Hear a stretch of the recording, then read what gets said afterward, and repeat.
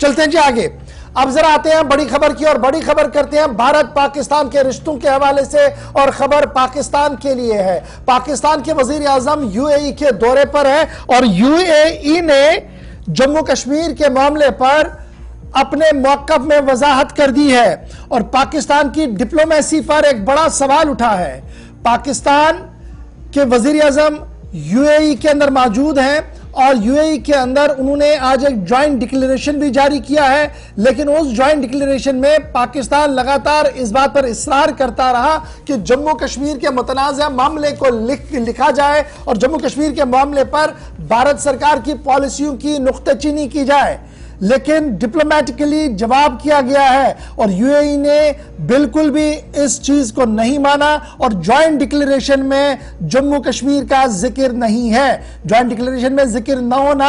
بھارت کی خارجہ پالیسی کی ایک کامیابی کی طور ایک اور قدم اسے مانا جا رہا ہے. اور پاکستان کی جو ڈپلومیٹک فیلیئرز ہے، عمران خان کا ماننا ہے اور دیگر جماعتوں کی طرف سے لگاتار تنقید کیا گیا شہباز شریف پر کہ جس طریقے کا موقف ملک کا اڈاپٹ کیا گیا اس میں اسی طریقے کا ماحول بنے گا. ادھر یہ بھی خبر آ رہی ہے کہ پاکستان کے دفتر خارجہ کا ہفتہ وار بریفنگ ہوا ہے، اور اس بریفنگ کے اندر انہوں نے تیسرے ملک کی ثالثی کا خیر مقدم کیا ہے، جس کو بھارت سرکار کی طرف سے منع کر دیا گیا. کہا کہ جموں کشمیر انٹرنل ایشو ہے، بائلیٹرل ایشو نہیں ہے، اور یہ انٹرنل ایشو کے طور پر ہی ایڈریس کیا گیا ہے. جو کچھ کیا گیا یہ دراصل قانون اور آئین کے تابع کیا گیا. فی الحال یو اے ای سے بڑی خبر پاکستان کے لیے بالکل اچھی خبر نہیں ہے، جہاں پر ڈپلومیٹک فیلئر پاکستان کا صاف نظر آ رہا ہے. سیدھے چلیں گے رحمت کلیم کے پاس. رحمت ذرا اپڈیٹ کیجئے گا. شہباز حکومت کے لیے ایک بڑا دھچکا یو اے ای میں ایک طرف سے یہ، اور اسی سکے کا دوسرا پہلو یہ بھی ہے کہ بھارت سرکار کی خارجہ پالیسی مضبوطی کے ساتھ یو اے ای نے ایکسپٹ کر دی ہے.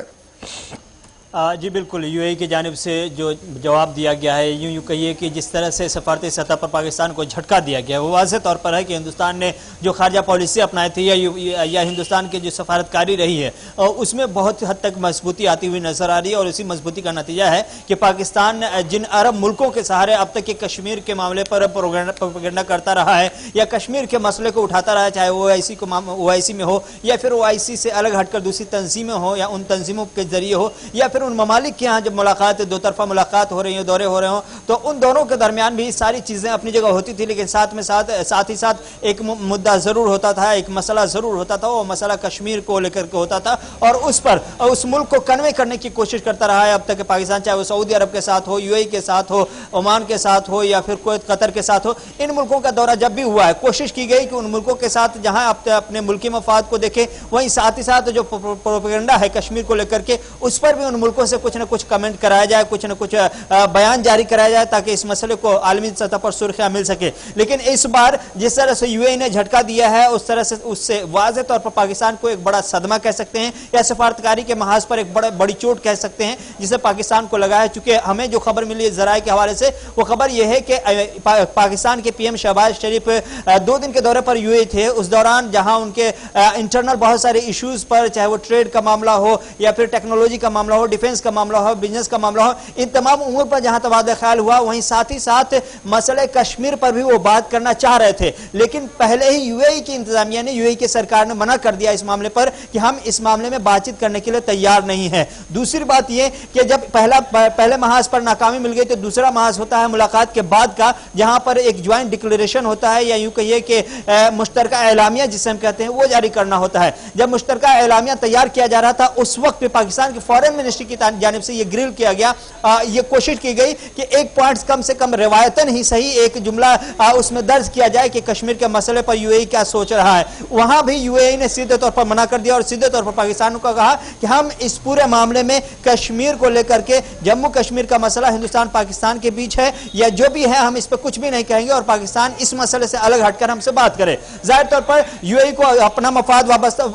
واضح طور پر نظر آ رہا ہے، اور آپ کو معلوم ہے کہ جموں کشمیر میں کس तरह से यूएई की टीम, यूएई के एक बिजनेस फटर्निटी ने, हमने पिछले साल देखा था 30 के आसपास इंडस्ट्रियल्स आए थे, इन्वेस्ट समिट हुआ था और उसमें ज्यादा से ज्यादा यूएई के हीरो जो बिजनेसमैन थे वो ज्यादा आकर के बड़ी पैमाने पर दिलचस्पी दिखाई थी। तो यूएई की नजर में जम्मू कश्मीर को लेकर के जो सच्चाई है वो सच्चाई उनको मालूम है और यही वजह है कि इस बार बड़ा जबरदस्त झटका लगा है शहबाज शरीफ को, जब वो न चाहते हुए भी इस हवाले से खामोश रहने को मजबूर हो गए कि जम्मू कश्मीर पर यूएई इस बार कुछ नहीं बोल रहा है। हालांकि इससे पहले अगर 3 साल पहले अगर देखें तो ये यूएई का जब भी दौरा पाकिस्तान का सरबराह करता था तो कश्मीर के मामले पर यह जरूर कहता था कि दोनों आदमी, दोनों मुल्क मिल करके आपस में बातचीत करके मसले का हल निकाले। लेकिन इस बार का यह दौरा था जिसमें सीधे तौर पर बड़ा झटका जो है वो पाकिस्तान को लगा। लेकिन एक चीज बड़ी इंपॉर्टेंट भी है, एक तरफ से यूएई ने साफ मना कर दिया, कहा कि हम मुतनाज़ा नहीं लिखेंगे और जम्मू कश्मीर का कोई जिक्र भी नहीं इस डिक्लेरेशन में करेंगे, आप जिस काम के लिए आए वो काम लिख लीजिए